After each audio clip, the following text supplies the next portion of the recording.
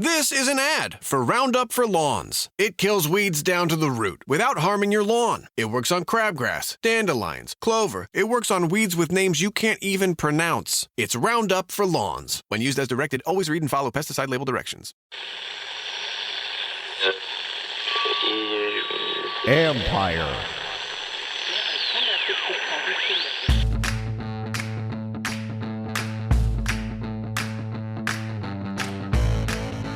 Hello and welcome to a bonus edition of my podcast. Don't forget to subscribe to the John Keim Report wherever you get your podcasts. And do me a favor and subscribe to us on YouTube. Go to the Empire Media YouTube page. That's AMPIRE. There you go. Today, I'm joined for the second time this week by former tight end Logan Paulsen as we discuss the Carson Wentz trade. Why did Paulsen have such a big range of thoughts on this move? What he saw that he liked? The big arm. What concerns him? The locker room. We cover it all. You can follow Logan on Instagram at Logan_Paulsen82. Give him a follow. Just put some really good insight on that page. You can read my work on ESPN.com. I have a reaction piece to the Wentz move on ESPN.com now. Some interesting numbers from Washington's quarterbacks over the last 4 years and why I think they would build a statue to Wentz if he puts up the numbers he did last year compared to what we've seen over the last 4 or 5 years. Before I play my interview, a couple thoughts. Washington's coaches are well aware of all that Wentz brings to the table, good and the bad, the question in the locker room, etc. But what they saw on film that convinced them to make the trade, a guy who can make throws that nobody here has been able to make in several years or longer. Their thought is he can open up the field and therefore the playbook because of this, and it will offset any questions about the other side to him. Listen, again, if you threw for 27-7 this year, we're talking statues. Now, I'm of course kidding, but it would be one of the best years that we've seen here in a while, statistically. I know there are questions about his personality. I don't think you can minimize those. Logan and I talk about it. What I'm told by those who know him well, he's a type A personality, first in, last out kind of guy. Works very hard, practices the same way. Keeps a small circle of friends, so he's not someone who works the locker room. I've heard he's not a bad guy, but he's also not a natural outgoing leader either. So in Indy, he's following Phillip Rivers, who is exactly that kind of guy. In Philly, it sounds like Jalen Hurts is a strong leader. That's not Carson Wentz. So that's something that, I'll be honest, that's one thing that surprised me here, because one thing I had been told they wanted was someone who's a strong leader. So we'll see. Lead by example, things going well, probably going to be okay. There were issues in Philly at the end, and some of that stemmed from his reaction to the Jalen Hurts draft pick. When you get in that situation, you haven't cultivated relationships, then teammates don't always come to your side. But he's a definite upgrade, and this team knows it. And again, I think he's going to come here. Listen, he should come here humble. This is his third team in 3 years, and you have to, and as somebody else told me who was close to him, like, there's got to be some self-reflection going on with him. So if you come here a little bit humbled and maybe alter your approach a little bit as far as, how you are with others or in meeting rooms, whatever, maybe this can be a bonus for him. As for the cost, I think this is a statement on what people think of this draft class and the desperation everybody feels to get a quarterback. It's why Denver gave up what it did to get Russell Wilson.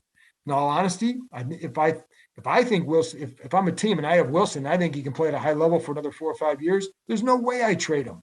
So to me, it was a little bit telling that Seattle actually pulled the trigger. But it's that cost too of his contract, $50 million. Are you going to be able to build around him at that cost? And what's the level of play for Aaron Rodgers? He's still, maybe he's more worth it. I don't know, but I think that was a consideration there too. But again, I think it just tells you about where people are at with quarterbacks. I do like Wentz more than Garoppolo in part, a move for him in part because you would need to have extended Garoppolo and then probably pay him in that $35 million range. And I don't know that anybody wants to do that. The one thing that when you look at both these quarterbacks, I think Garoppolo is a much more outgoing guy and much more popular guy in the locker room. Teammates love him. So you would have gotten that with him. But I remember even talking to somebody here, and my point to them was he's in the perfect spot for him right now. Jimmy G is. He had a really good coach, play caller in Kyle Shanahan, great running, a really good running game, skill talent around him, and it was 20 touchdown passes. So did he already hit a ceiling as a player? What's he going to get here that's better than what he had there? He's not, period. I think with Wentz, you can look at that and say he's got more. He's going to have a better roster, skill position wise around him. They didn't have anybody like Terry McLaurin over in Indianapolis, and as you'll hear with Logan, they didn't have a Logan Thomas either. So, I think the key for them is De'Ami Brown has to develop, Curtis Samuel has to be healthy, and I would still add somebody there. I think the question is, and Logan and I didn't really get into this because we talked a lot about free agent quarterbacks the other day. And by the way, on that podcast, we talked about other positions too. So go back and give it a listen. Is this better than getting a Mitch Trubisky or Jameis Winston as a free agent where you only pay around $10 million and then you can keep building both through the draft and with salary cap through free agency and then try again next year? That's the question. I think that's one that we're going to have to pay attention to. But I know some who would say it is not better, or that route would have been better. Clearly, Washington feels that this way is the way to go. This also means they don't have to take a quarterback at 11. I still think the only one they would take there is Kenny Pickett. Do they do it now? I'm certainly not convinced of that. Some people I talked to feel Washington would not draft a guy considering they gave up 2 picks for Wentz, one of which almost assuredly will be a second rounder in 2023. But I know in talking to people here leading up to this, they could pair a rookie quarterback with him, maybe more so in the second or third round. And probably in this draft, you're looking second. But this does free them up to take any spot they want at 11 or trade back. The problem with trading back, as someone else told me, quarterbacks aren't good enough to convince teams to trade up for. And so if you're looking at Pittsburgh at 18 to go up to 11, or I think Pittsburgh's at 18 or 20, to go up that high, I think would be awfully difficult. But you never know. Maybe there's somebody else there that they want, or maybe somebody does do that. That's what you hope. But what this does do, again, if you have Pickett there and Devin Lloyd, and they love Devin Lloyd, well, you don't have to take Pickett. You can take Devin Lloyd and make that defense much better. So I think Washington is a better team right now. How much so remains to be seen. I think there are a lot of questions to see if this works and how well it works and for how long. I like the potential skill talent that Wentz has here compared to Indy. I just said that. I think there's a slight risk here that you gave up 2 picks and most of your cap space for this year. You can get rid of him after 1 year if you want with no cap penalty. But that also means you would have traded a 3rd and a 2 for possibly 1 year, and that's not good business. They can recoup some of the cap space by cutting Landon Collins or convincing him to take a pay cut. As I've told you before, I believe this is going to be a challenge. Not impossible, but it's certainly a stiff challenge. You can extend Eric Flowers, perhaps lower his cap hit this year. It's going to be $10 million. So they're going to have to be creative here. Clearly, this also means no Brandon Sheriff. It shouldn't be a surprise to anybody. I think he was gone regardless. Anyway, those are some of my thoughts. After this break, I'll be joined by Logan Paulsen. He had very mixed feelings about this move. Find out why. Hey, concert fans. See Dave Matthews Band live at PNC Bank Arts Center on June 29th, presented by Live Nation. An evening of incredible music you'll never forget. Tickets are on sale now. Buy yours today at livenation.com. This episode is brought to you by LinkedIn. With LinkedIn becoming #1 in B2B display advertising in the US, you've got a great advantage. With their tools, you can stand out against your competitors while nurturing customer relationships and growing your brand. So scale your marketing and grow your business with LinkedIn advertising. As a thank you to their customers for helping them grow 3 times faster than the competition, LinkedIn is offering a $100 credit on your next campaign. Just go to linkedin.com/marketing. Guys, if you're looking for that extra confidence when it's time to have a little bit of fun, let me tell you about Bluechew.com. Bluechew is a unique online service. It delivers the same active ingredients as Viagra and Cialis, but it comes in chewable form and it's at a fraction of the cost. Bluechew's tablets will help you combat all forms of ED. Plus, it's an online prescription service. No visits to the doctor's office, no awkward conversations, no waiting in line at the pharmacy, and it ships right to your door in a discreet package. The process is really simple. Sign up at Bluechew.com, consult with one of their licensed medical providers, and once you are approved, you'll receive your prescription within days, and the best part, all done online. Bluechew's licensed medical providers are going to work with you to find the right ingredient and the strength for your personal subscription. Plus, their tablets are made in the United States. They prepare, they ship direct, and it's so much cheaper than going through a pharmacy. And here's a special deal for our listeners. Try Bluechew free when you use our promo code KEIM, K-E-I-M, at checkout. Just pay $5 shipping. That's Bluechew.com, promo code KEIM, K-E-I-M, to receive your first month free, and we thank Bluechew for being a sponsor of our show. Welcome back. Now here's my conversation with Logan Paulsen. All right, Logan. Well, so if people are watching this, they can see I haven't shaved yet. So you're going to see me on the 7 a.m. Sports Center tomorrow morning, and I will look completely different. I will have shaved by then. But now this is like trade mode. You know, you got the whiskers and all that. So, but I am curious, Logan. People don't care about my beard growth or whatever, or my growth, the stubble. Trade. What do you think about the trade?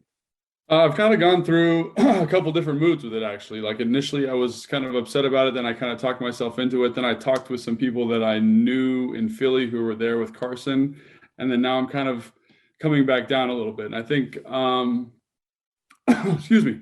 So I think if you look at it just from a player standpoint, just what he brings to you athletically, I think he's an upgrade, right? Obviously, he's got a nice arm, quick release, doesn't see the field super great. I think the back injury he had is still bothering him. He doesn't move around as well as he did in 2016, 2017, but has some athletic movability type stuff going to his game. The accuracy thing is something that comes up pretty consistently, and it's not big misses. It's like, you know, you're trying to hit the receiver on the throat and the ball sails a little on you, and it forces the receiver to make a tough catch. He does have a little playmaker to him, which you like, in a way that a guy like Jimmy G doesn't have. But with that playmaker comes a lot of variance to his game, right? It comes a lot of, you know, there are some really like, wow, fantastic, I can't believe he made that throw plays. And there's also a lot of head scratching kind of turnover worthy plays, which, you know, to my eye, he probably has between 3 and 5 of those a game, right? So everyone says only 7 interceptions, but those turnover worthy plays, that number is pretty high. And I think you kind of ride that with a certain level of variance. You know, sometimes the defense catches it, sometimes they don't. So maybe next year they catch more of them and he has 14 interceptions. It's just, that's kind of how he plays the game. So I think from that standpoint, you probably feel like he's on the same level as Jimmy G. And when you look at the deal, you probably would have had to give up more money and maybe more trade value to get Jimmy G here. So that feels good. But the problem with this is only for a year. So what is the long-term solution? It is my question, why I have a problem with it. You gave up 2 third-round picks, right? And everyone says, oh, you can cut bait after this year. But if you're going to cut bait after next year, then what was the point of it? Is it just to kind of appease the fans? It's just kind of make everybody happy? Because I definitely think it is an upgrade. But what's the vision here moving forward? I think is the thing that gets me going. And then after, like I said, I talked with some people that I said knew him, and you hear kind of less than positive things about him as a leader and how he is in the locker room with the guys, which again is somewhat concerning when he's coming into a locker room that has a kind of a storied history, at least recent history, of not getting along super well. And that's something I asked somebody today. I said, hey, I've heard a lot about Carson. He goes, it's probably all true. Or he didn't say probably, he goes, it's all true, without me even saying whatever it was. Right. So that was his first comment on that. What were some of because I think you bring up a good point too about, you know, what's the long-term plan? I still think that drafting a quarterback is on the table. Where that is, I don't know, but it's still on the table. What were some of the other things when you looked at the film? Because you went back and watched it today. And I actually watched some of him a couple of weeks ago because I knew he was an option. I watched some of the Jacksonville game today. What were some of the other things that jumped out at you as far as like, is just any little things or games where you just felt like, let's go to the plus side first. Yeah. So I forget which game I was watching. I think it was the New England game. Obviously, he's still got this big arm and this playmaking ability to him. I think I referenced that earlier. Like he's rolling to his right.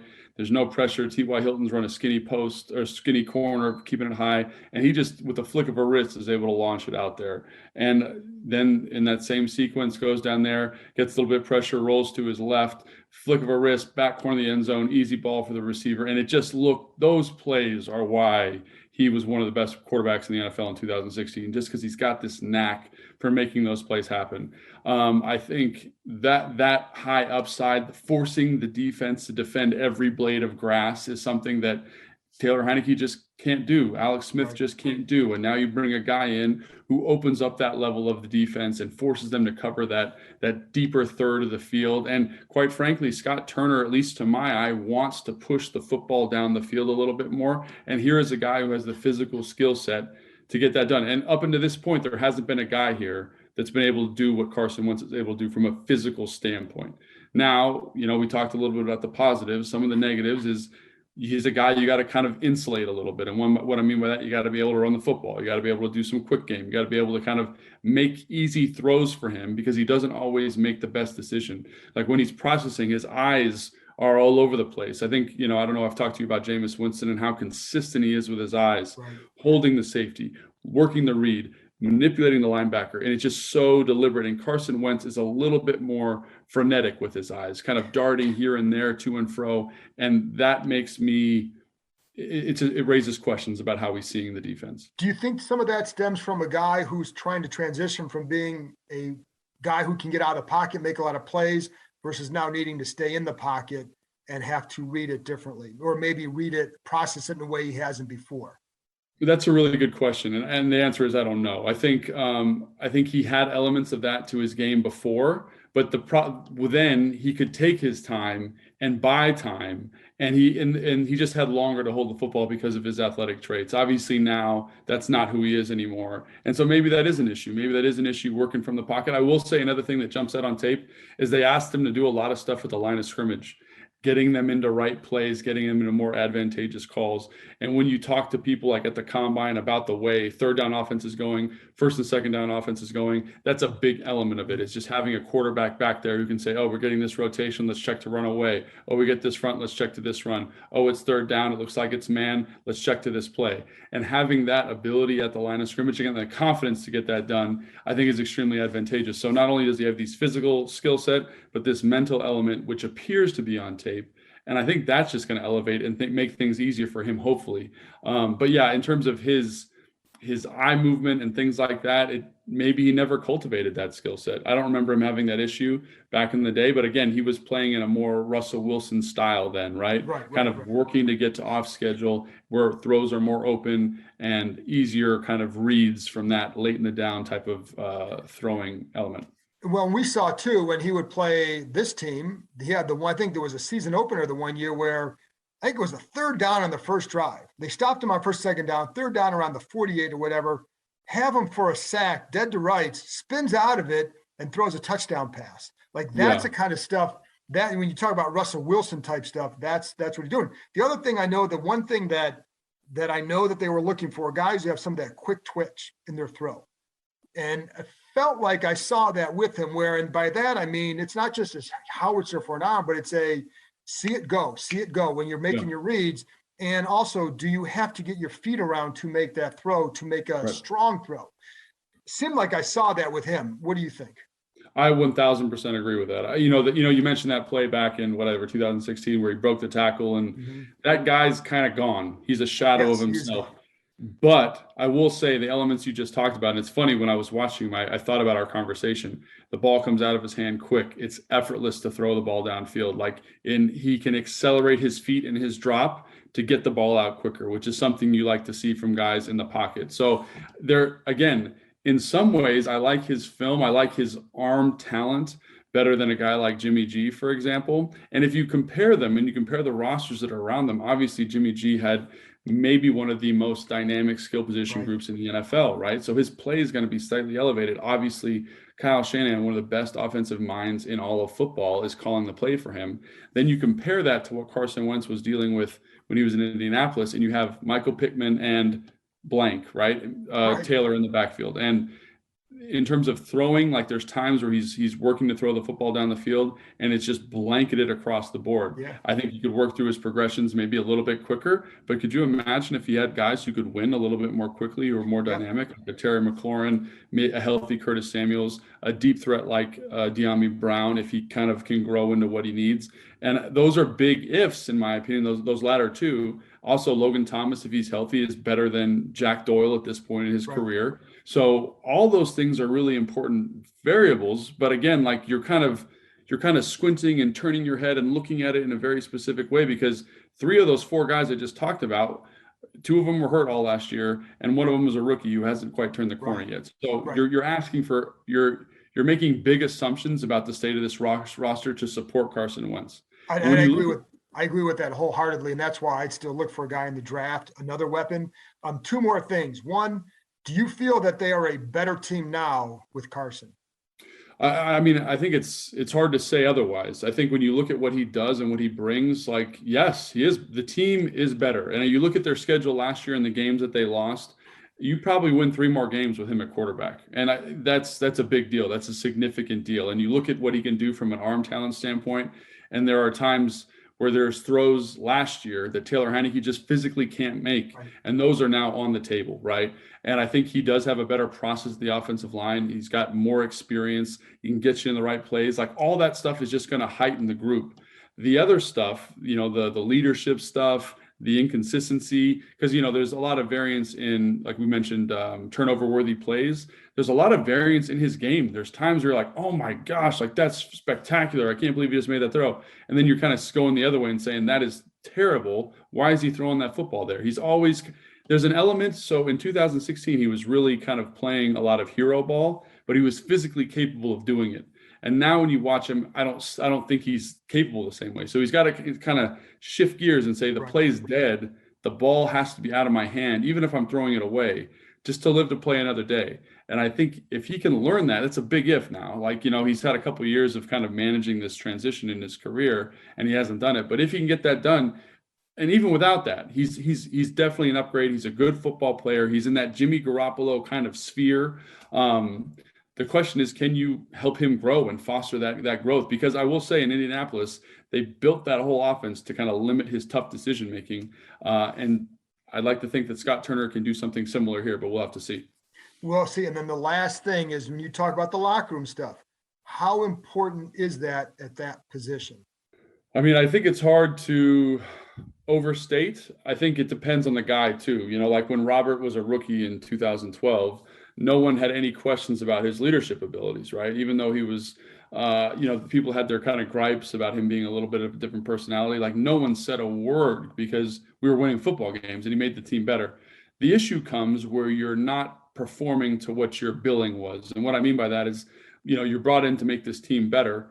And then all of a sudden the team is not better and people start griping with you. And how do you handle that type of locker room adversity? And good leaders can kind of shoulder that and march straight ahead. Like Matt Ryan was a great example of that, right? Locker room's kind of in flux, but he was, like the North Star. You could set your compass by him. You get there the same time every day. Nothing was different. He would be tough with you, but also supportive and walk that fine line, especially, kind of with different individuals. He just made it work in a really nice way. And I look at, from what I've heard about Carson, that's something that he's had a hard time with. Yeah. And in a locker room where there's a lot of friction already and there's some different personalities, big personalities, that might be an issue. However, I was thinking about this before I got on the call with you, and Ron excels in that area. Ron seems to excel at keeping the team kind of on the tracks. So maybe it's not up to him to lead the team. Maybe Ron can kind of shoulder some of that burden and help the team kind of respond to Ron's leadership as opposed to Carson's leadership.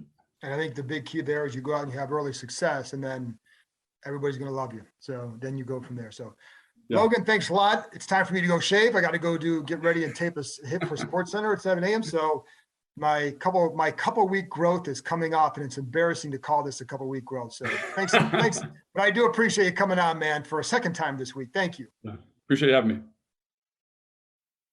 This episode is brought to you by Simple Mobile. Tired of being tied down with a wireless contract? Switch to Simple Mobile and stay connected on a powerful nationwide 5G network. Unlimited talk, text, and data starts at $30 a month with no contracts, activation fees, or credit checks. Visit simplemobile.com today. Out with the old, in with the simple. Compatible 5G capable device and SIM required. Actual availability, coverage, and speed may vary. 5G network not available in all areas. 1 month equals 30 days. See terms and conditions at simplemobile.com. This episode is brought to you by Seventh Generation. New York, did you know that climate pollution costs the state $27.5 billion every year? That isn't some national number, but a direct impact on your well-being. Climate pollution impacts all of us, our health, our communities, and our livelihoods. But it's not too late to change course. As you hear this, a $15 billion investment sits on the table of Albany's legislators. This is an opportunity to transition New York into a regenerative economy and invest in you, in us. It's vital help for communities hit hardest, with improvements in infrastructure and a more stable grid. It's a commitment to a future-fit labor force with job retraining and greater benefits. And it's money back in your pockets through lower energy costs and direct support for low to moderate income households. Tell Albany today. Invest in New York. Invest in us for future generations. To find out more, visit seventhgeneration.com/climate. That's it for this bonus episode. Thanks to Logan for joining me again, and thank you, as always, for listening. I'll be back with another episode soon. We'll continue to explore Carson Wentz and what this move means and get you some more people who have insight into him. Talk to you next time.